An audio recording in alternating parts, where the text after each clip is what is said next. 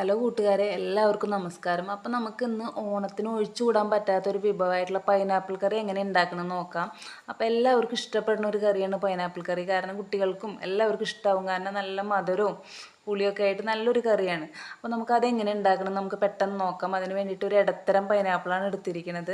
അപ്പോൾ ആ പൈനാപ്പിൾ ചെറിയ കഷ്ണങ്ങളാക്കിയിട്ട് ഇതുപോലെ നുറുക്കുക. എന്നാൽ ഒരു ചെറിയ കഷ്ണം എടുത്തിട്ട് നമുക്കിതുപോലെ അരച്ചിട്ട് ഈ പൈനാപ്പിൾ അരിഞ്ഞ് വെച്ചതിലേക്ക് ഇതിൽ ഒഴിക്കാം. അതിൽ കൂടെ ഒരു 1/4 ഗ്ലാസ് വെള്ളവും സ്വല്പം മഞ്ഞൾപ്പൊടി ഇട്ടിട്ട് നമുക്കതൊന്ന് ചെറുതായിട്ടൊന്ന് വേവിച്ചെടുക്കാം. അപ്പോൾ ഈ പൈനാപ്പിൾ വേവുന്ന നേരം കൊണ്ട് നമുക്ക് ഇതിലേക്കുള്ള അരപ്പ് റെഡിയാക്കി എടുക്കുക കേട്ടോ.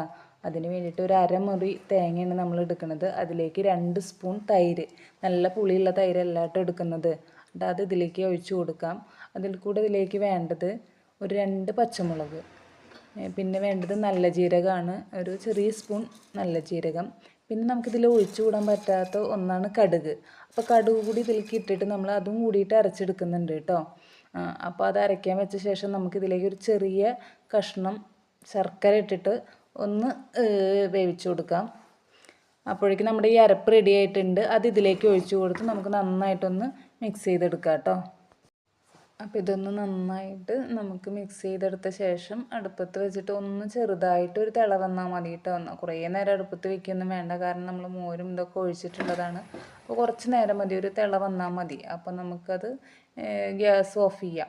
അതിന് ശേഷം നമുക്കിത് കടുക് പൊട്ടിക്കാനുള്ളത് നോക്കാം. അതിന് വേണ്ടിയിട്ടൊരു ചട്ടി അടുപ്പത്ത് വെച്ചിട്ട് അതിലേക്ക് 2 സ്പൂൺ വെളിച്ചെണ്ണ ഒഴിച്ചിട്ടുണ്ട്. എന്നിട്ട് നമുക്കതിലേക്ക് 1 സ്പൂൺ കടുക് ഇട്ട് കൊടുക്കാം. അപ്പോൾ കടുക് പൊട്ടി വരുമ്പോൾ നമുക്കതിലേക്ക് വേപ്പില ഇട്ട് കൊടുക്കാം. ഒരു 3 ഉണക്കമുളക് പൊട്ടിച്ചിട്ട് കൊടുത്തിട്ടുണ്ട് കേട്ടോ. അതും കൂടി ഇട്ടിട്ട് നമുക്ക് നന്നായിട്ടൊന്ന് ഇളക്കാം.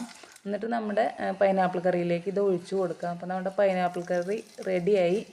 അപ്പോൾ നല്ല രസമുള്ള കറിയാണ്. അപ്പോൾ എല്ലാവരും ഈ ഓണത്തിന് ഇത് തീർച്ചയായിട്ടും ഒന്ന് ഉണ്ടാക്കി നോക്കണം. എന്നിട്ട് അതിൻ്റെ അഭിപ്രായങ്ങളൊക്കെ ഒന്ന് പറയണം കേട്ടോ. അപ്പോൾ എല്ലാവർക്കും ഹാപ്പി ഓണം.